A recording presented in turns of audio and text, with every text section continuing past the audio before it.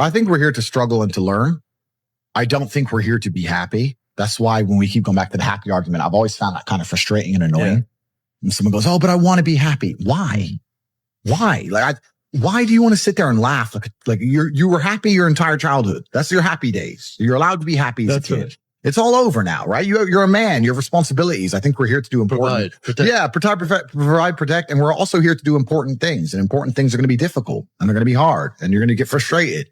But that's what gives you purpose. Yeah. I don't see anyone who's chasing happiness. I think that's a very feminine frame. I understand why some women just want to be happy.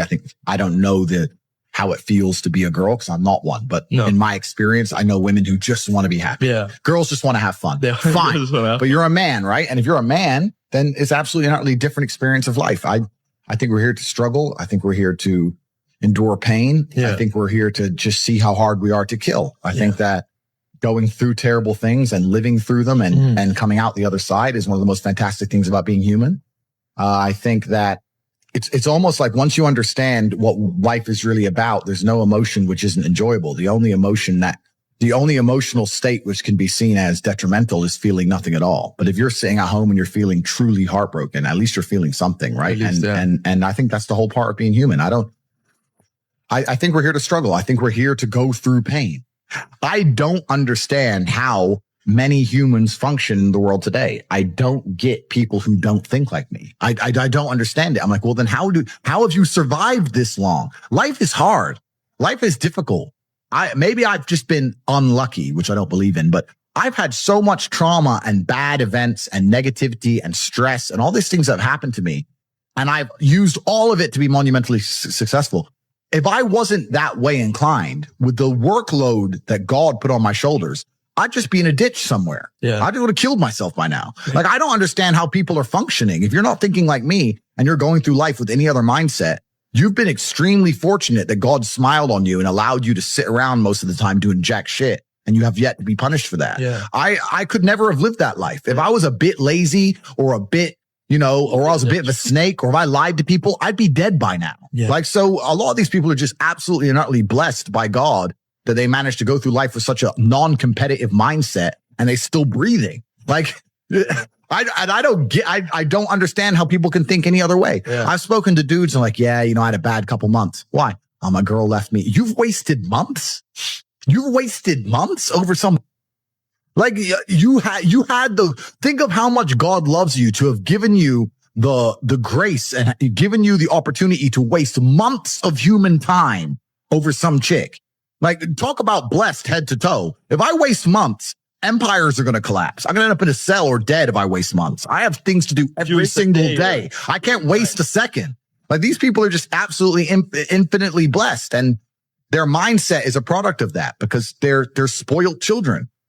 Absolutely spoiled children. If you're going through life with any other mindset besides a hyper competitive one, where you are capable of competing with some of the most dangerous men on the planet in all their forms, me and my network, and also my competitors. Mm-hmm. If you don't have that mindset, then you have to understand that you are spoiled. Yeah. You're spoiled by your reality because there's a whole bunch of people out here daily who fail.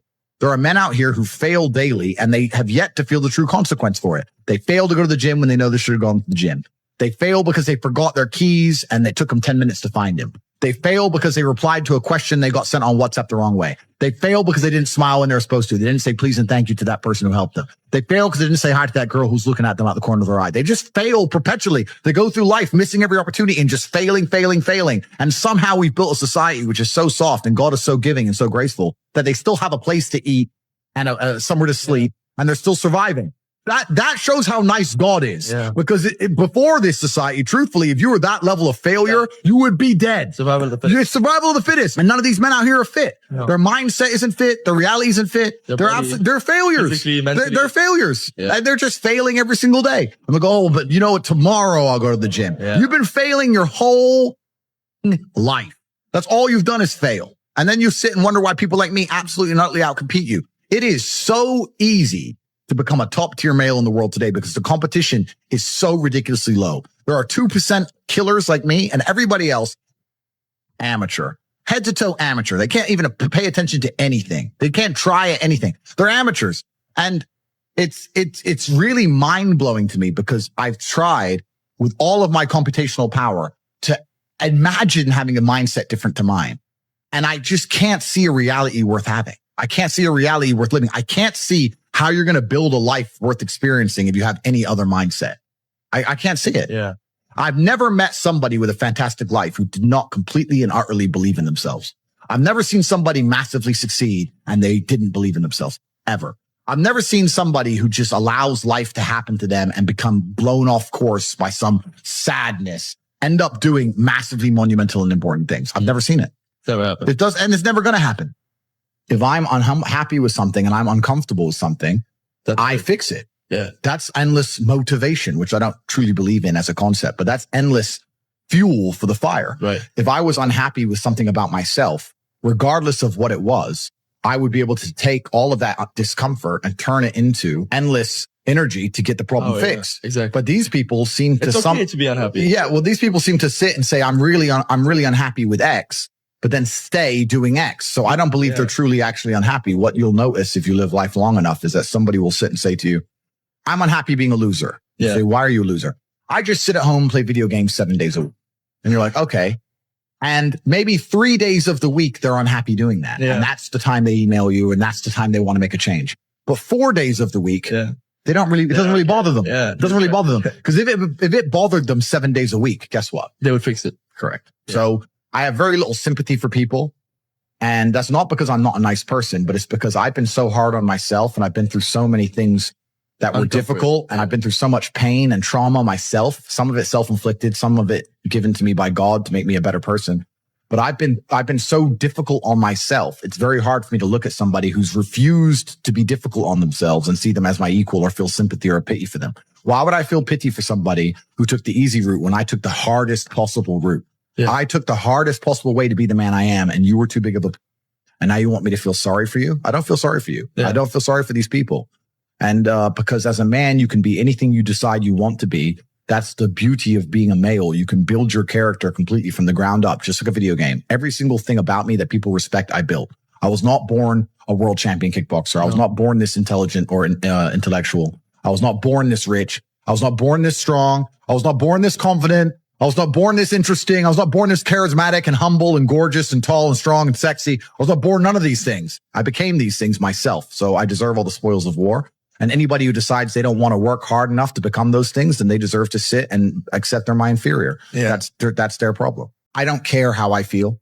Yeah. I don't care if I feel happy or sad. It doesn't really affect what I do each day. I do the exact same things. I act the exact same way. I don't care. Yeah. I don't put weight to the significance of the emotion. So I always consider myself a happy person. But if I woke up and I was slightly less happy one day than another, it wouldn't affect anything I do and I wouldn't put any relevance to it. I'm human and that's life. But truthfully, it doesn't matter if it's getting a girl or it's making money or it's getting status. It doesn't matter what it is. As a man, we live in hyper competitive environments. I don't think enough men understand how competitive the world is. If you want a girl, you're competing against other men. You're not the only man who had the idea of getting that girl. There's no girl you're going to see and go, I'll get that girl, and didn't cross anyone else's mind. Everybody else wants her. You have to outcompete other men. You have to be as competitive as possible. You have to be as successful as possible in all realms. You have to be as good looking, as funny, as smart, as spontaneous, as interesting, as charismatic, as rich as possible. You need to try very hard to be your absolute best. And as you become a better man, you'll crack through different tiers of attractiveness, and eventually you get to the top and you'll be able to have any girl you want. But the truth is, I have a lot of guys ask me, similar to your question, a guy will come to me and go, how do I get a girl? I'm like, bro, you're a loser. Yeah, but I know, but how do I get a girl? Well, you're a fucking loser. You're a loser. Why are you asking me? It's like saying, how do I win a race with a push bike? You're racing Ferraris. What do you want me to do? Yeah. There's only so much you can do. There's only so hard you can pedal. There's only so many tricks and tips. There's only so many game things you can say, so many pickup lines. If you're a loser, it's going to be very, very difficult and it's going to get harder and harder. The game is rigged to become harder and harder for men. It's not getting easier. It's going the other way. And if you're going to be on a racetrack and there's going to be Ferraris there, and you're going to be on a pedal bike or in a Nissan, you're going to get smoked. That's the game. You have to up yourself. You have to improve yourself. I'm not going to lie to anybody here and say you don't have to improve yourself. You can stay a loser and get chicks, because you can't.